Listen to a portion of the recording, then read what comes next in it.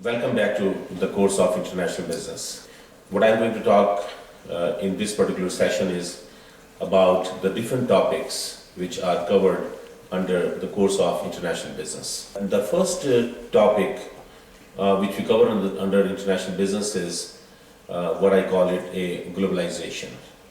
And what has happened to the international business over the last many years, that each and every country in the world, in fact, has become dependence on other countries in various products and services.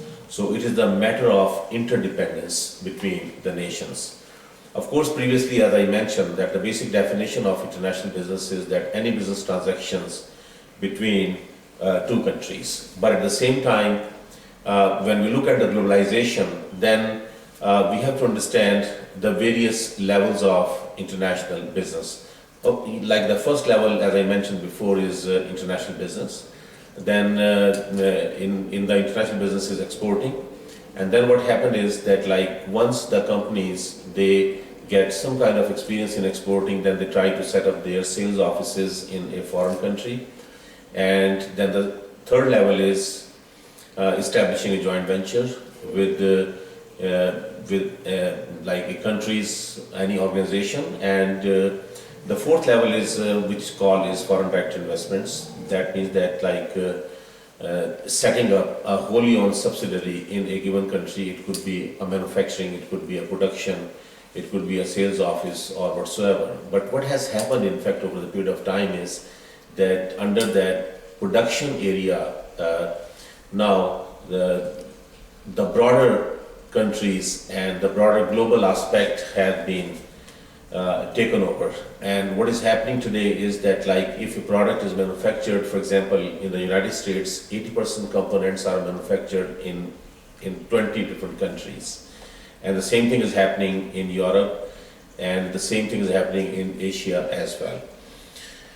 From globalization, in fact, then we move to the next area of international business, and in that particular area, it is basically fall under a definition of political economy. And when we talk about the political economy, then we have to, like, separate the political portion and the economic portion of the country. Politically, like, every single country, they have their own system of government, they have their own governance system. And of course, like, in today's world, there are two systems which prevail. One is democratic governments, and of course, like, within democratic governments, there are further branches, we can say, like liberal democracies, conservative democracies, some authoritarian democracies are there, and some theocratic democracies are there as well.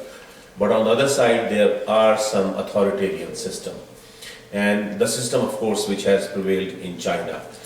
These systems are, when connected with the economic development of a given country, then of course we can say that, like, America is the best example of market economy, whereas China is the best example of centralized economy. And in that centralized economy, in fact, like, the China has made great progress in the last 25 years specifically, where today the China has more than $2 trillion of trade surplus lying outside China, which is one of the best business example of international business. We can quote that how the China has participated in the global marketplace by selling its own products and its own manufacturing goods and other components as well.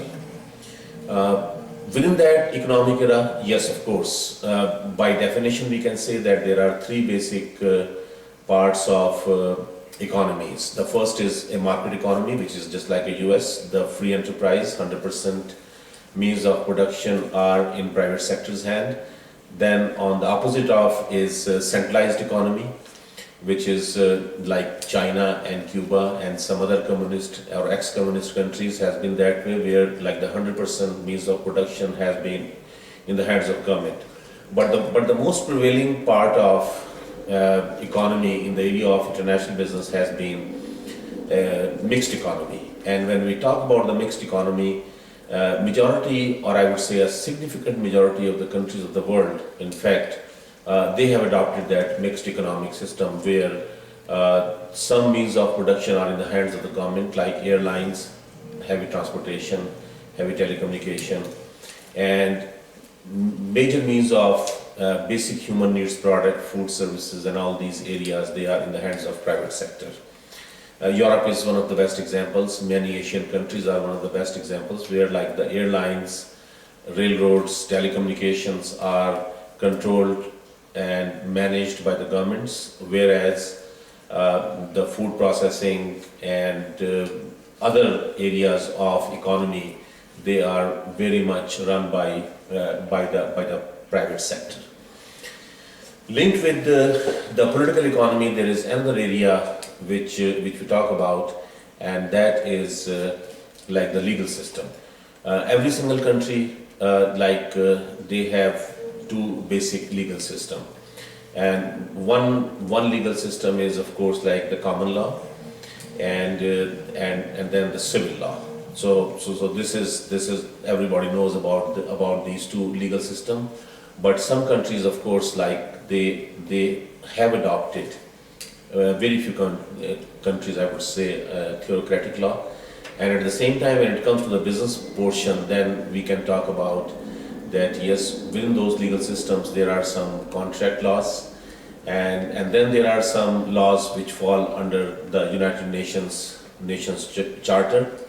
And there are certain laws which has been adopted under that WTO, which are like protecting the intellectual rights of a property, which is a brand name or a trade name or a copyright, and all these kinds of law we can talk about. Then of course, like we can also talk about the differences between economic development among the countries.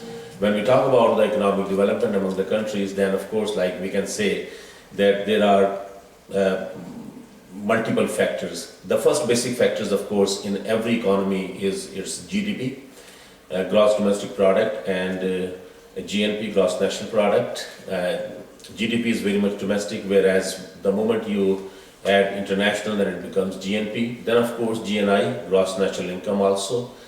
That a country's the total revenues and the income, and at the same time, one major area where international businesses focuses is also called on purchasing power parity. That means that like every country, every single country, they have its own, within its own economy, the limitations on like the cost of foods or the cost of any services and the cost of living, and it also varies from country to country. For example, like the Japanese cost of living is way higher than the United States cost of living. At the same time, we can say that the Chinese cost of living is lower than American cost of living. The next area we cover into this international business course is, of course, about the cultural differences. Yes, the countries, they differ in cultures, and when we talk about the cultural differences, there are many factors which really comes into picture. The first cultural difference which comes into picture is that about the country's own internal situation. Internally, every single country, it has different types of societies: urban society, rural society. Then the countries have like differences among religion, of course. There are 5-6 religions across the globe.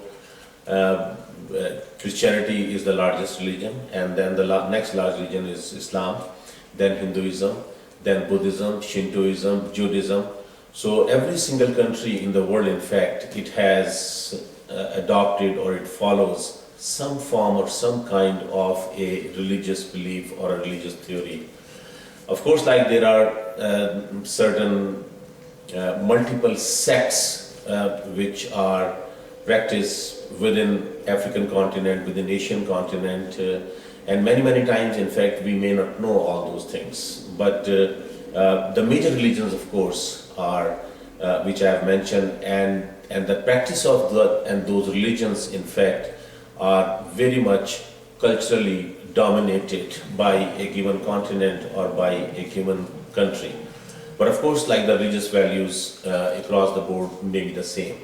And at the same time, language plays a major role in this particular area also. And when I talk about the language, then of course, like English is widely spoken language across the globe.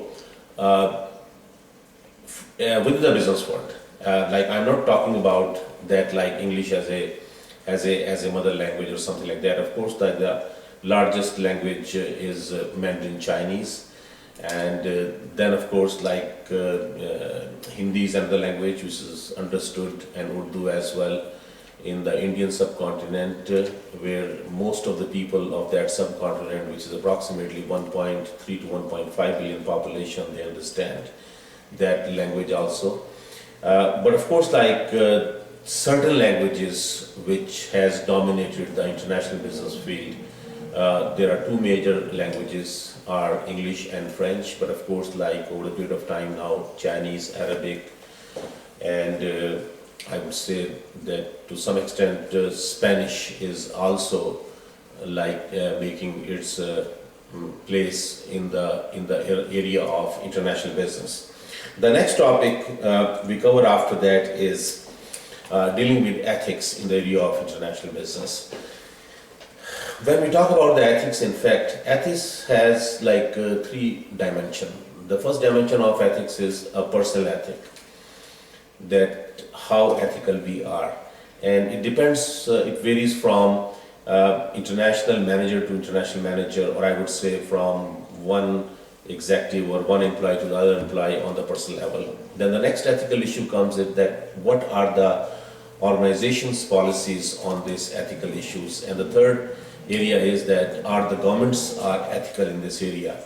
And but when we look in a macro perspective, this ethical issue, then in the area of international business, yes, employment specifically is really emerges as one of the issues where many countries, they use like child labor, or they don't pay any benefits to their labor force. Labor in many parts of third world, in fact, is widely affected. Those labors, they are like contractual labors or daily wage. Another area of ethics is that how we use the industrial development and industrial waste. Some countries like the United States, they have a very strong policies in the area of industrial waste, and some countries, in fact, they have absolutely no policies. But of course, ethic is one of the area which is very widely covers in the area of international business.